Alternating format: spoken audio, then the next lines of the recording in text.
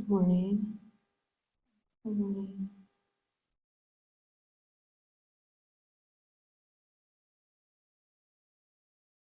Good morning.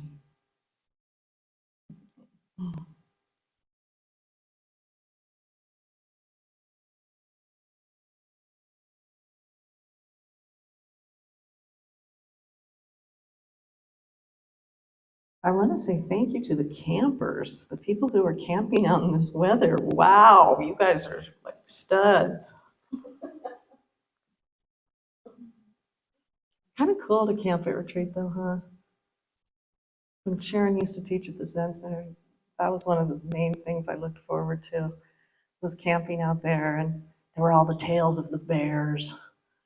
And Shayla and I would set our tents up together, and we have like, just holler out if there's a bear. No, we'll take care of each other out here. 4 o'clock, Dharma bell through the woods. 4 o'clock, Dharma bell through the woods. I love that. And then when you'd come home, 4 o'clock, the Dharma bell, you could still hear. I mean, it just really. So I get how cool camping is, but it's been cold. I was thinking, Strider said so many beautiful things last night, and his poem, I hope we all get a chance to revisit it, maybe in the newsletter or something. But because I have a funny, strange hookup here, the external sloppiness just stuck with me. And I thought it could be like a road sign, right? Like external sloppiness ahead, take refuge. I that caught me this morning. That helped me this morning. External sloppiness ahead, guys. Take refuge.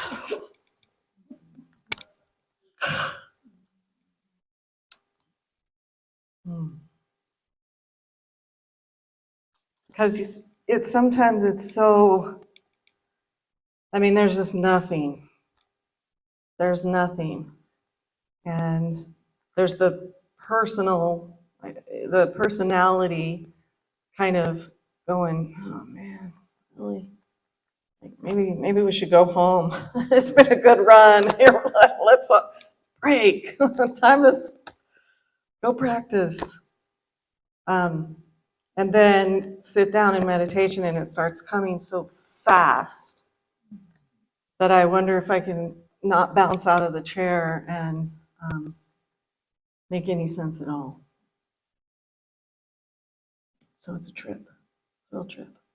External sloppiness ahead.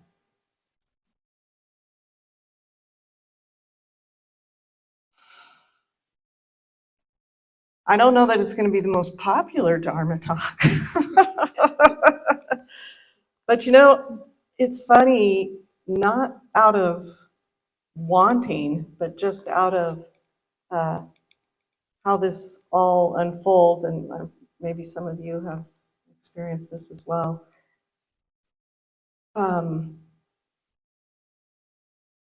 Pretense is not available. Insincerity is not available. So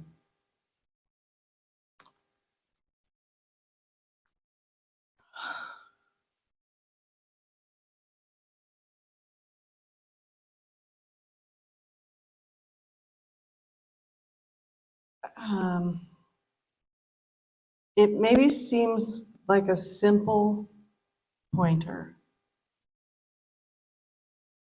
And the reason I say it over and over is because it's what this experience has found to be helpful and useful.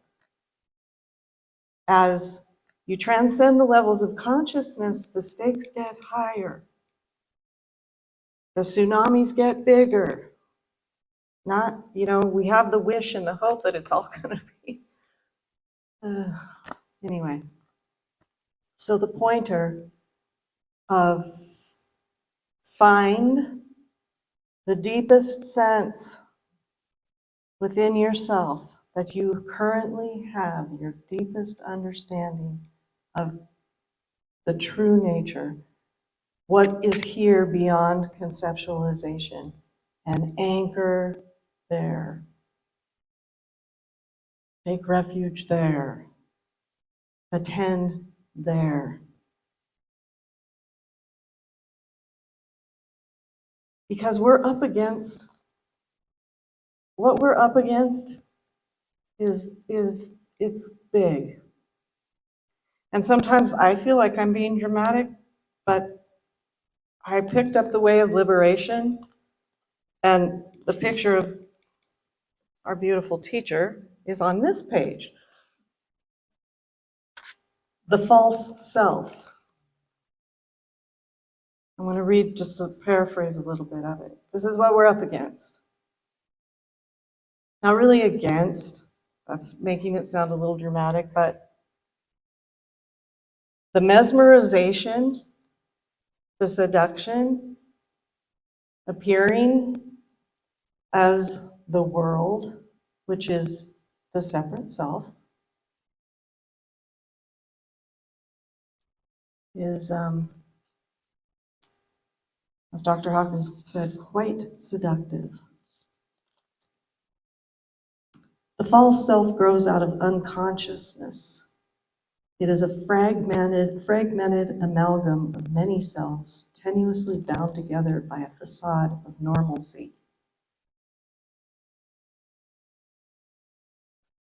It is a divided house built upon an imaginary foundation, a broken-winged bird that cannot fly. The false self is the greatest barrier to the realization of our true identity of universal being.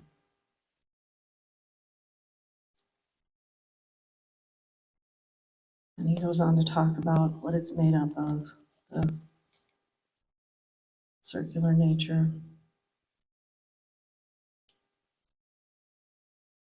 The problem is, few people ever develop true psychological autonomy. And even those who do are often still so entranced by the false self that they never imagine its illusory nature or what lies beyond it. But once true autonomy is developed, the self is no longer needed, in the same way that infancy is no longer needed when you grow into an adult.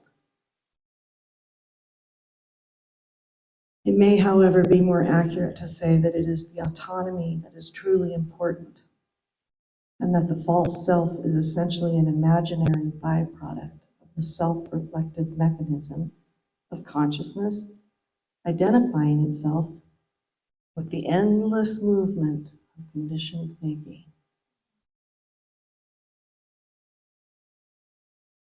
The problem is that the self that we became convinced was the real me is a phantom that exists only as an abstraction in your mind, animated by the conflicted emotional energy of separation, right?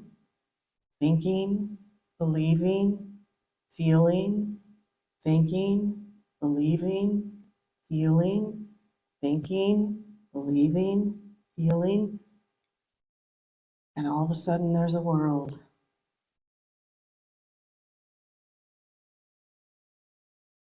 At the core of the false self is a void of deficiency derived from an essential turning away from one's own divinity. At the core of the false self is a void of deficiency derived from an essential turning away from one's own divinity.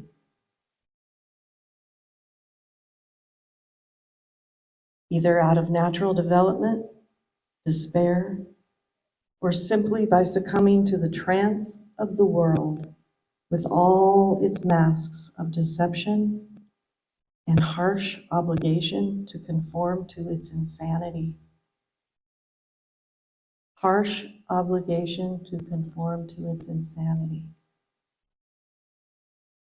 The false self orbits around this vacuous abyss at its core, in silent terror of its nameless, faceless threat of oblivion. So maybe I'm being dramatic, but Adyashanti.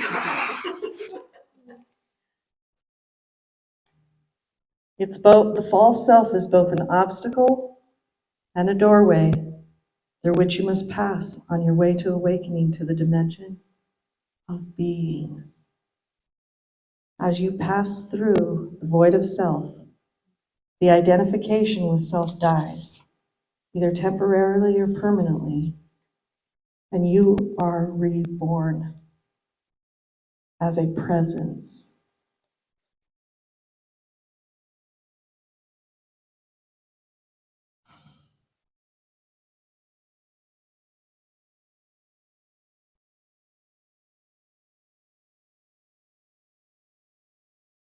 It looks real.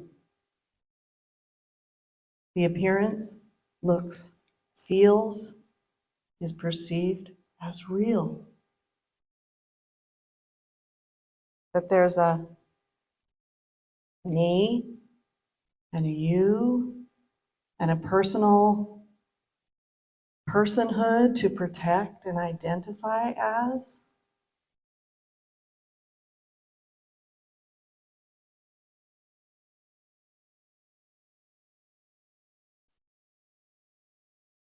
And even like he was saying, even if we do gain some autonomy from that, it can be so quickly co-opted by the conceptual mind. And then we become spiritual people using what can only be experienced and realized as truth, using it conceptually. Like everything's coming and going. There's only the moment, the holy instant, the power of now. The actual experience of this is not those words applied and used on our lives. That's not the same thing. That is not the same thing. The truth can't be used in any way. This is the thing that comes into realization. No more using, no more having, no more applying. That's, if we're hearing all of this conceptually and then we're going to go and apply it,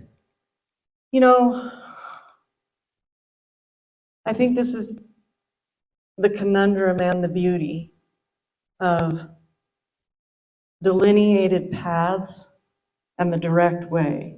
Like I'm sitting in my room with the eye of the eye and the path of liberation, two teachers who just threw it all out there. Here it all is, what maybe would have been considered secret teachings.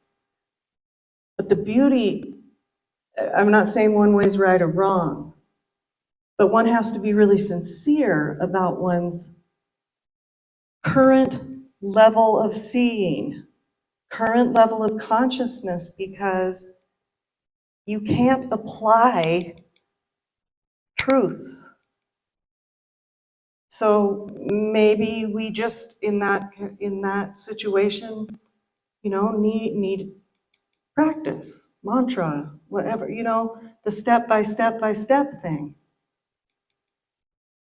The levels of consciousness they're not the same points of view. And they don't have the same lived experience. One teacher I used to say, there's no judgment between having a first floor apartment and a second floor, third floor, fifth floor, penthouse, whatever it is, but you don't see the same thing out your windows. It's not a judgment. If we find ourselves trying to apply truth, use it to kind of spiritually sugarcoat something, look deeper, look more deeply, because, we can find ourselves saying things like,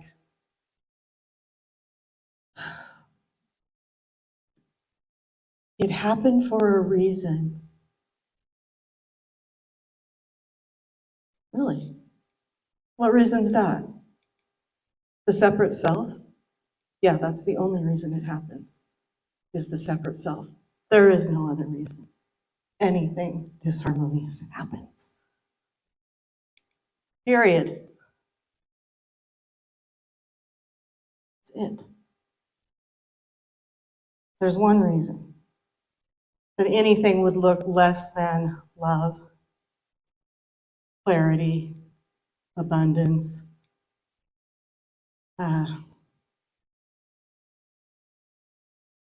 ecumenical communion. One reason, the separate self-centeredness that is revolving around a vacuous void it perceives as its demise. And then we say, because, look, something really good came out of it. Of course, something good came out of everything, because goodness is. Goodness rights the ship no matter what, but not because we all learned a real great lesson. I mean, am I getting this across?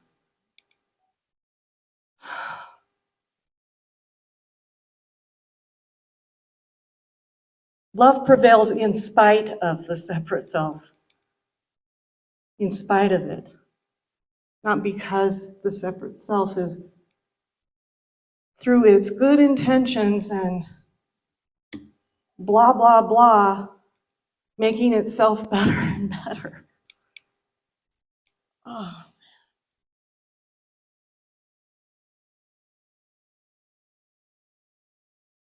We have to give that up. It's not easy. It's not easy to give up the belief in two powers. The power of good and the power of bad. That is a huge, huge initiation. Huge. I mean, to be really honest, it's the leading edge of this unfolding.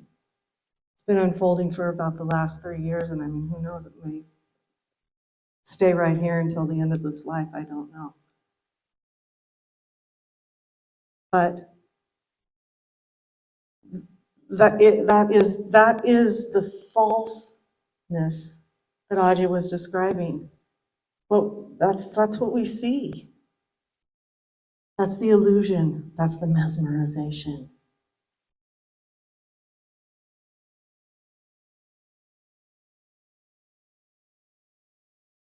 It's so deep. It's so deep. It is a depth of surrender that is unimaginable. It's unimaginable. I just don't see anybody as anything but love. But the separate self looks like a tyrant that initiates behaviors that are so disheartening.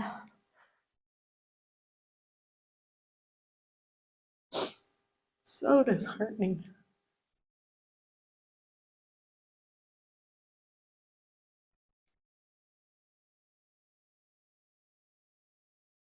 If you can't relate to the word bodhisattva, I don't care. Go to the deepest place inside of your own self that you currently can sense, of your own psychological autonomy, and call it home. Call it forward. move from there.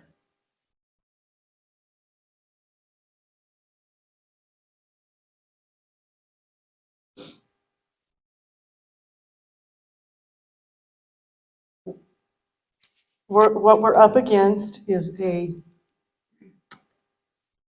artifact of consciousness that has become somehow more real than life, more real than love. And we believe it so thoroughly and so deeply and are mesmerized so completely that we need help.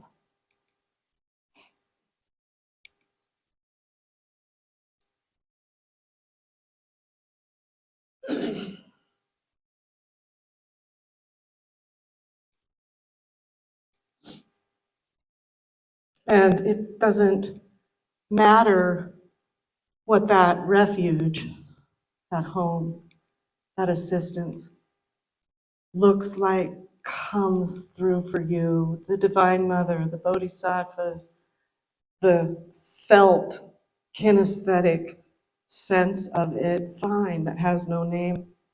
But we have to go there. Attend to it. Accept the freaking invitation. I bow to you.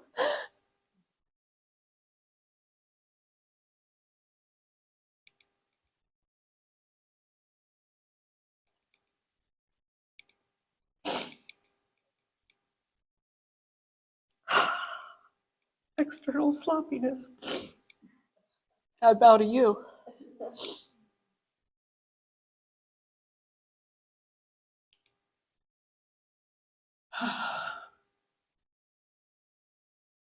It's deep, guys. And I am, for sure one that just wants to really, I grew up in a family that,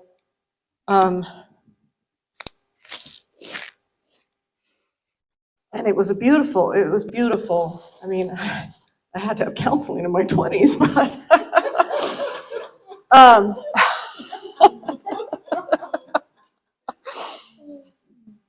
but something my counselor named happy house syndrome. But my parents were very committed to accentuating the positive to eliminate the negative, to not giving any credence. And boy, that's coming home for me now. So interesting how some of these early initiations and teachings are, they're so in place. But to take that and apply it as a system does not work. The only way is through. It's counterintuitive to the mind. The mind will not accept that the way to transmute deep grief, rage, self-centeredness everywhere is to sit right down as love, not as the false self, but not in denial of it, but not in indulgence of it. You see the razor's edge?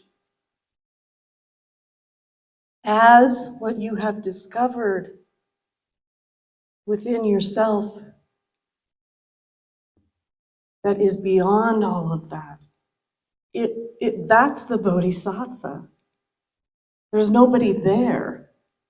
It's the true nature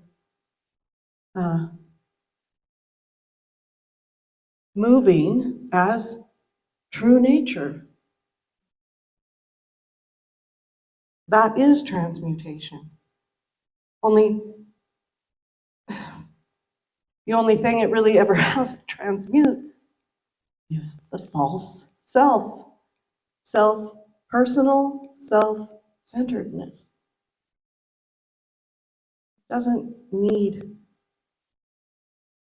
us to spray paint it gold and put sequins on it so it looks better. Just isn't like that. It's just not like that.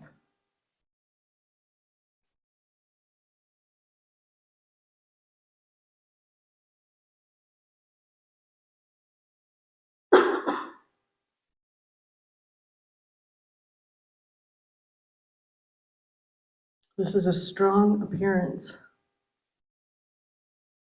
This is a strong appearance. This is self-centeredness, claiming autonomy and reality and personhood. Forgive me, I know not what I do.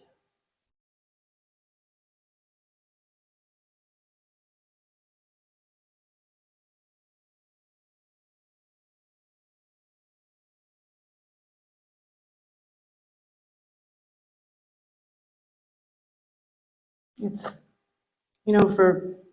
I was kind of wired up, just whatever. I mean, you're just wired up the way you are. To kind of have dialed in already. I mean, I have early memories of this, of the not of the world. Not claiming to be off planet or stars. That's not what I'm talking about. Not claiming a specialty Earth from another place that will then save the planet. No, there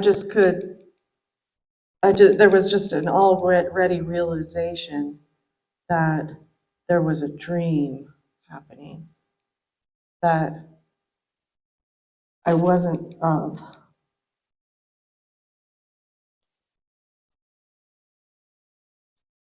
But about 6 years ago, the in the world, but not of it, started demanding attention. In the world, with the felt sense and realization of not being of it. Amidst and amongst all that is, with an inability to remove any self because there is no one here.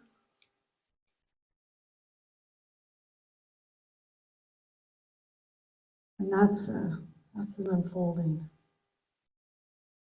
in the world, not of the world. And it necessitates, through its own wisdom and intelligence as it unfolds, it necessitates an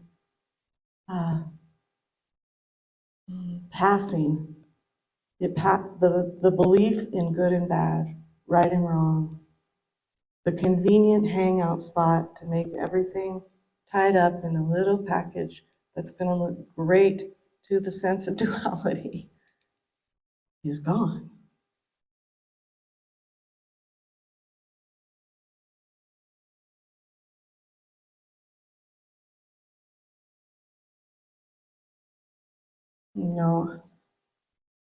The Kenpos are so beautiful with their simplicity of teaching.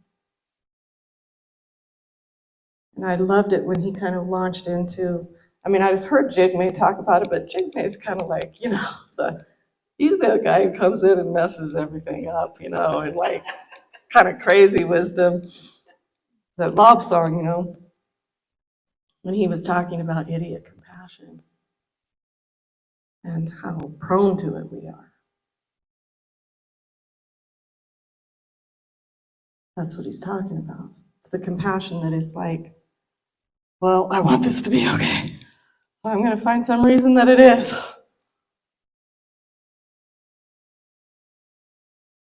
And we're all really good at giving. That's the kind of people we are. It's beautiful. Till it begins to get emptier and emptier. Less and less available and less true. And the holy instant of immediacy has its way. Has its way. And that is wild, untamed and fierce and boundless and unlimited and of its nature creative expression as what it is: peace, harmony, love.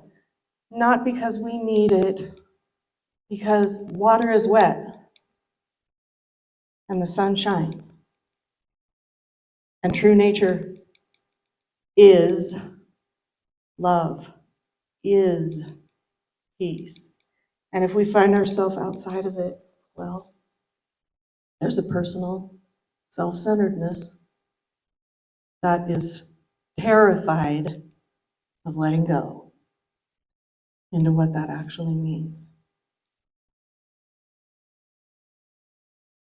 So I would encourage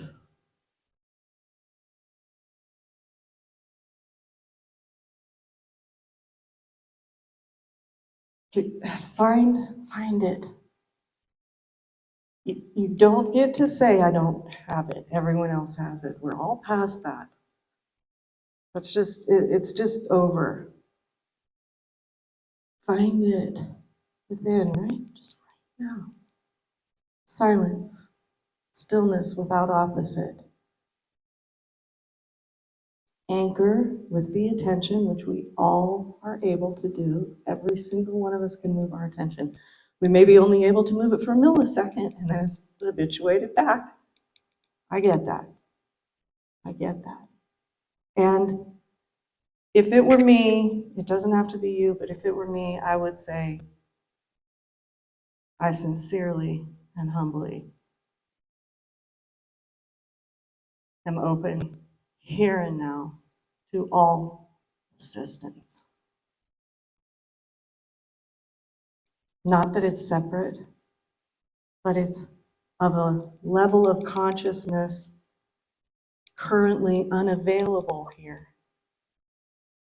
So why not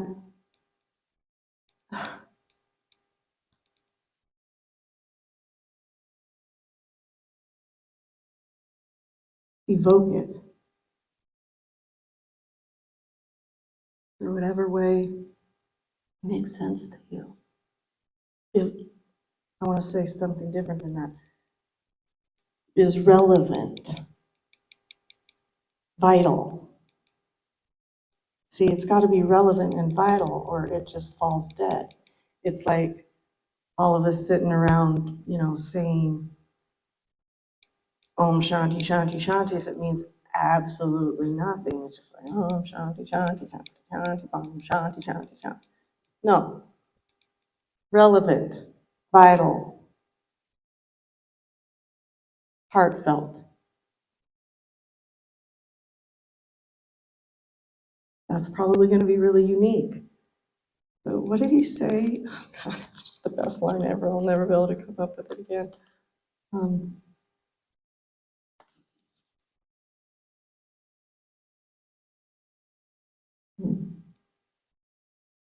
Well, something about just how intense it can feel to, the harsh obligation to conform to insanity.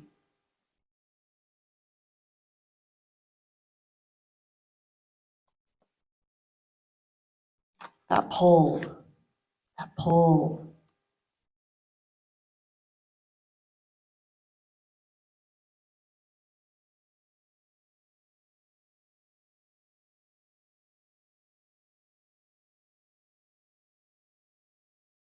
I'm going to keep talking for just a few more minutes because there's another piece here that is probably a talk in and of itself, but it has to be part of this.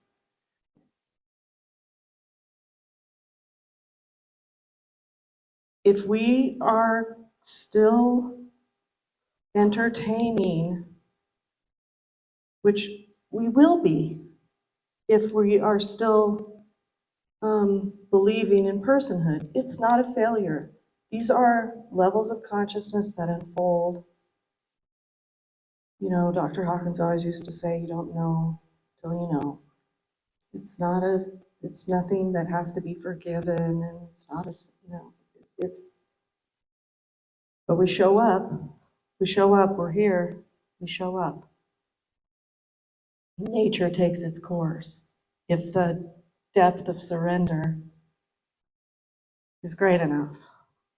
And the depth of surrender is generally predicated on how bad it gets for us as Westerners. Because we don't want to forfeit over to the guru or anything like that. Ooh, not the teacher. No, you know. So just make my life an absolute hell, and I'll be on my knees, and then I'll surrender. Or the people's lives around me. But anyway.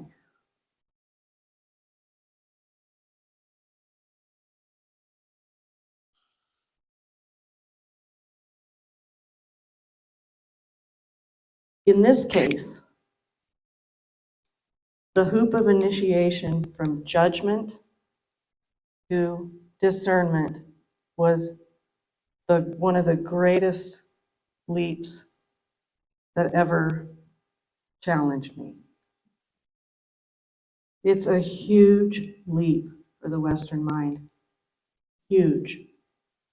Here it was so disorienting because I had no idea, actually, until it started falling away, that the habit was to judge everything. I mean, everything. A freaking leaf on the ground. I mean, everything. And when that started falling out, it was like, how do I know what anything is? I don't. I don't know what anything is. And then the question became, what the hell is this? And then I drove down to see Ajit to ask him, what is this? Because I no longer knew, because there was no judgment. Do you see how huge it is? The falling away of judgment? It's mighty. And there could be a transition before discernment comes in. But that disorientation, inability to navigate, inability to know, oh, there. It feels like death to a certain aspect of consciousness, but it's the way. It's the way.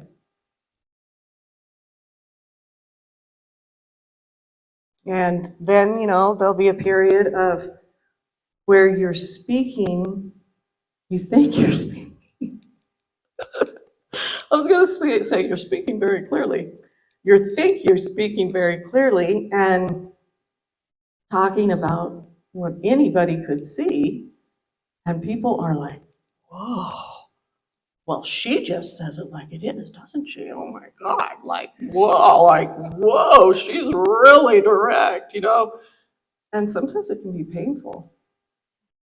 I'll just give a personal situation. Something really deep happened with my family before my mom passed, where a sister of mine decided my daughter and I were toxic people. She couldn't be around anymore, and she officially disowned us. And I never had a single stitch of blame for her, because I don't even see her as a her. But I could see the situation completely clearly, that the self-centeredness that was embodied as my sister needed resources and felt scared and alone, and all the scarcity, and if I don't get mine, there'll be none. And the behavior that was generated from that was harm, strategic cruelty towards me and my daughter, strategic cruelty. But to say to my family, strategic cruelty, born of all that went into their ears, and these are pretty open-minded people, good-hearted. All that went into their ears was, Jennifer thinks Brenna is a bad person. That's all they could hear. They could not hear anything else. It was mind-blowing, heart-wrenching. They could only take it personally. There was no discernment at all, no ability, only personal reaction in the judgmental good, bad work. So truth can never be spoken, so truth can never appear. And the appearance of falseness cannot transmute, because truth cannot be spoken, said, named, lived.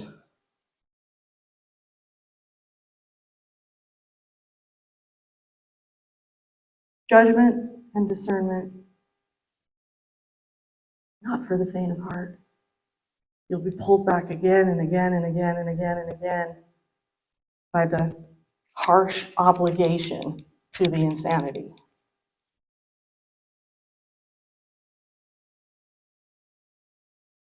Because your mom and dad need you to.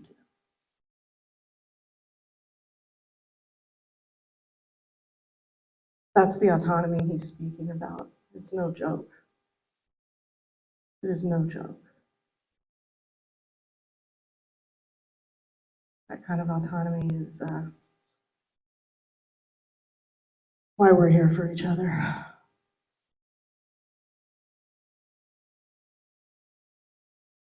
And do you hear the difference, please? I know you do. I know you do, but for the teaching's sake, let's say it. It's not a license for personal self-centeredness to say whatever the hell they want because it's authentic and sincere.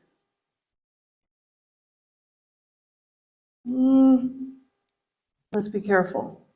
That's the spiritual truth being applied and used as a tool for personal self-centeredness. It's not how love moves. No.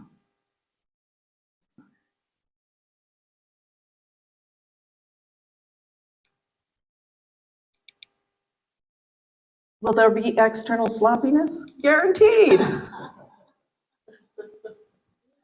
Will there be fake news? Guaranteed.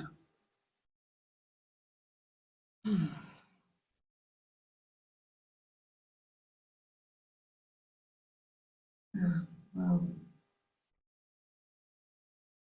I had nothing to say.